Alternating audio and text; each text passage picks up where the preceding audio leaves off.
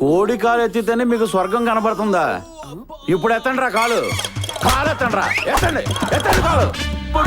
మమ్మల్ని ఎందుకు కొడుతున్నారు చెప్పండి సార్. ఏం తప్పు చేశాం సార్? కరెంట్ చూసేస్తున్నారు. ఏం తప్పు చేశారా? ఇదిగో నుంచి కొట్టడం అంటే ఎలాగ ఉంటది అనుకున్నాను. ఇలాగ ఉంటుందా? ఎంతమంది కొట్టాడు? కూర్చోండి. అక్కడ కాదు. ఏనానా ల్యాండింగ్ ప్రాబ్లమా? కింద కూర్చోండి. ఆ కర్రతో సార్ డైరెక్ట్ పొడి. ఎరా ప్రేమించకపోతే యాసిడ్ పోస్తారా? రేయ్ సార్. ఆ యాసిడ్ తీసురా. అలాగే సార్.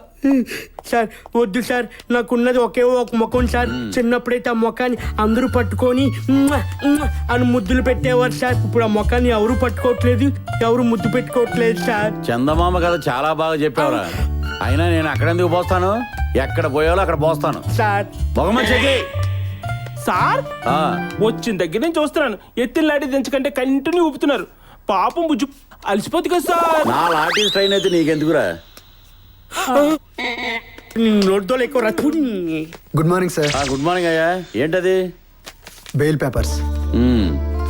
కొంచెం ఆలస్యం ఏంటో వీళ్ళు చెత్త కొట్టించేసి పార్సిల్ చేయించేవాడిని.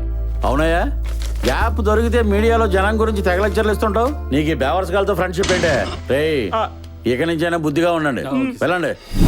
రేయ్ మీరు ఎన్ని ఏదో పనులు చేస్తున్నా చిన్నప్పటి నుంచి ఫ్రెండ్స్ అని ఊరుకుంటున్నాను రా. రాత్రి విషయం ఆ ఎస్ఐ గడికి ఎలా తెలిసిందిరా? నేనే కంప్లైంట్ ఇచ్చాను రా. ఓరి కంప్లీట్ ఇచ్చింది నువ్వా? కొంచెం లేట్ అవుతుంది అక్కడ మా మొహం మీద యాసిడ్ పోసేవాడు. రేయ్ రాత్రి మీరు మధ్యలో ఒక అమ్మాయి మీద యాసిడ్ పోయాలనుకున్నారా లేదా?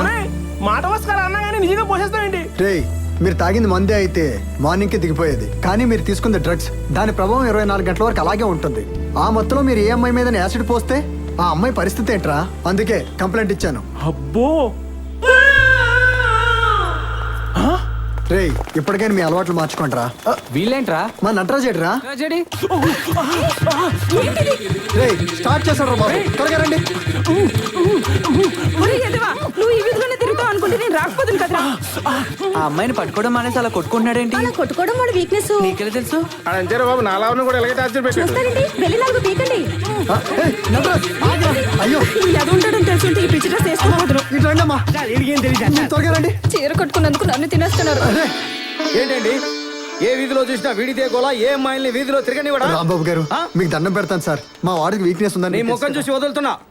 మంచి వాడివి, ప్రెస్ వాడివి కాబట్టి. సరే సార్ తీసుకెళ్ళిపోండి.